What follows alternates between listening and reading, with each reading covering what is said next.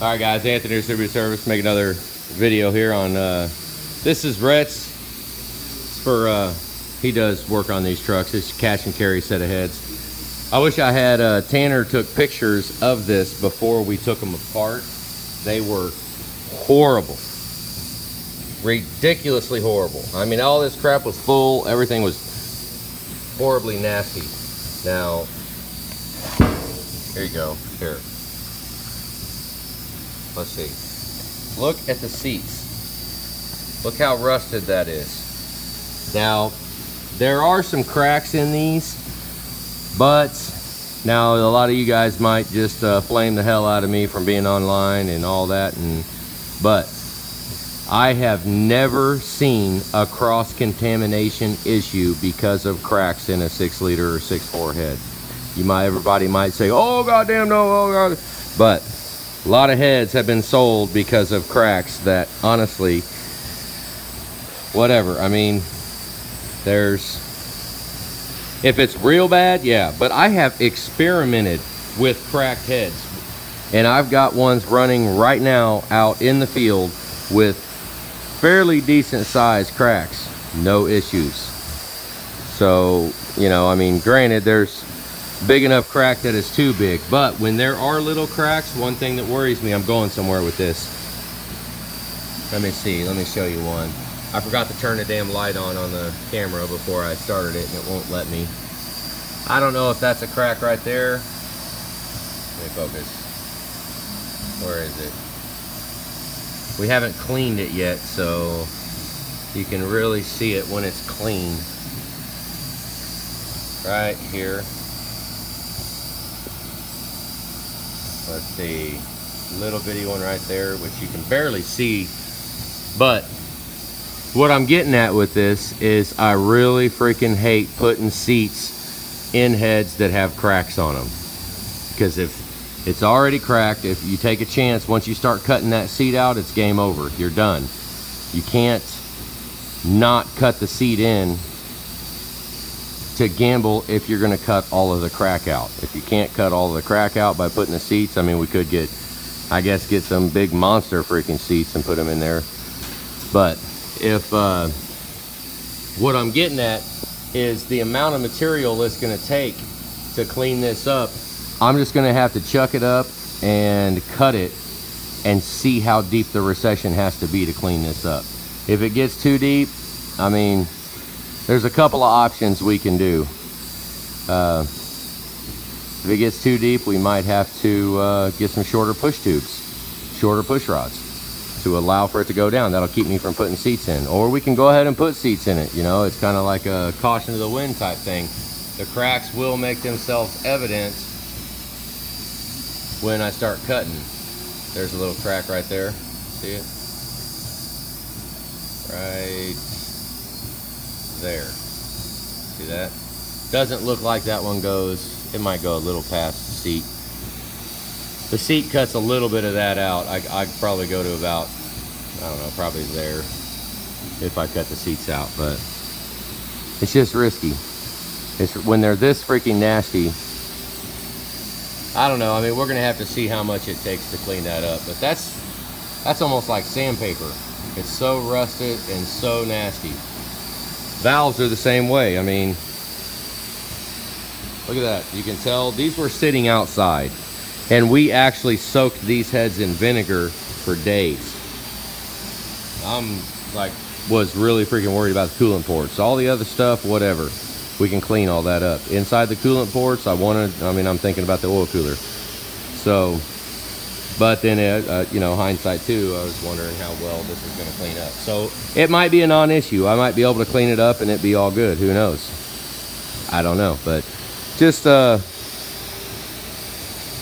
sucks how rusted they are, because, I mean, normally when they can be rusted a little bit, and the face of the valve is touching the seat and the head, and it will keep water off of that surface, you know, and it won't be so rusted. But you can kind of see the exhaust valves actually look surprisingly good.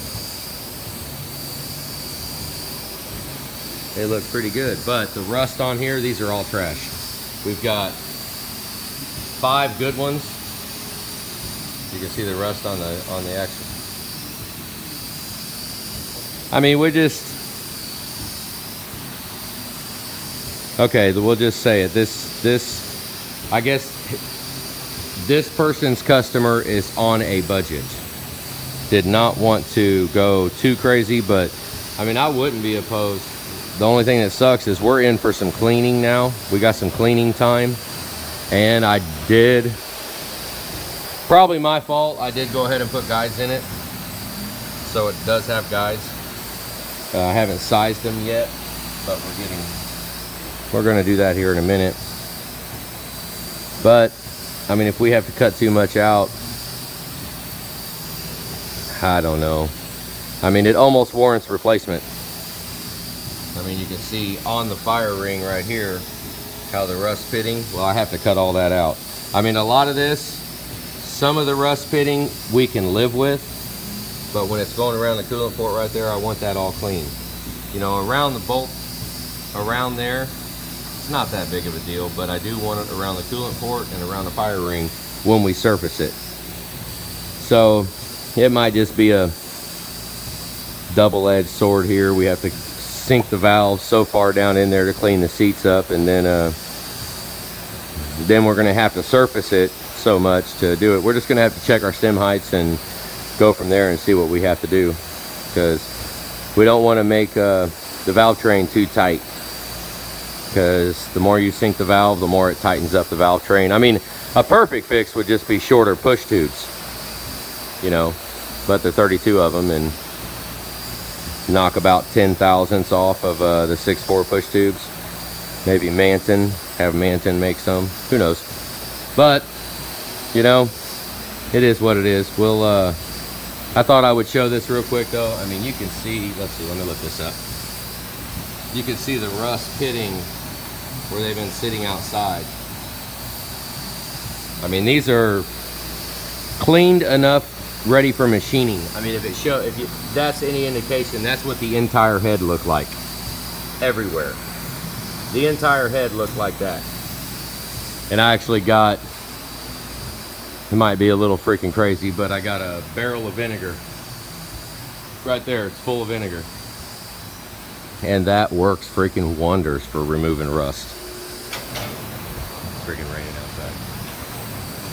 That vinegar works wonders. Let it sit in there for about a day, maybe a day and a half. Pull it out, throw it in the ultrasonic, clean it all up. But I thought I'd make a quick video showing these valves. It looked like all the exhaust valves were good. I did not see any rusting on the stems. But these intakes right here, man, we can't go with that. That's rusted to hell. Just rusted, pitted, beat to hell. Look at that one. That one's pretty bad too. Just rusted. We got some good ones here. So, got 5 good ones, 11 bad ones. Yep. Thought I'd show that real quick. Just rusted freaking seats. I mean, I guess if we got to, we can cut them out and put all the seats in it. Kind of sucks, but we can do that. But customer better not overheat the freaking truck, I tell you that. Because I mean, that's one thing, you know, as long as everything's good and the truck does not overheat, you'll never have an issue with seats coming out. But if you overheat that thing, which you can tell when trucks have been overheated by the cracks. I take a lot of heads off these trucks that don't have cracks. I also take a lot off that do, and if they do have cracks, I try as hard as I can to not put any seats in them. Hopefully they clean up, you know, whether or not you get bigger valves.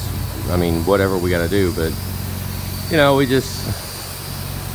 try to cater to built, not bought, you know. But there's a point where we might have to buy some, but I think we can. I want to see how much it takes to clean it up. I mean, if we can keep it at, you know, 35 thousandths recession, maybe get it down. I mean, if we can have it at 30 thousandths after it's surfaced, I'll be all right with that. But if it's down in the 50 thousandths, forget it, it's done. talking about the recession, how far the valve sinks down below the deck surface of the head. And then our stem heights, it's gonna run our stem heights way to the top. We're probably gonna have to go to the top end of the spec. Maybe even push the envelope a little with it, I don't know. But just showing what's going on. Gotta go do another video. All right guys, have a good day.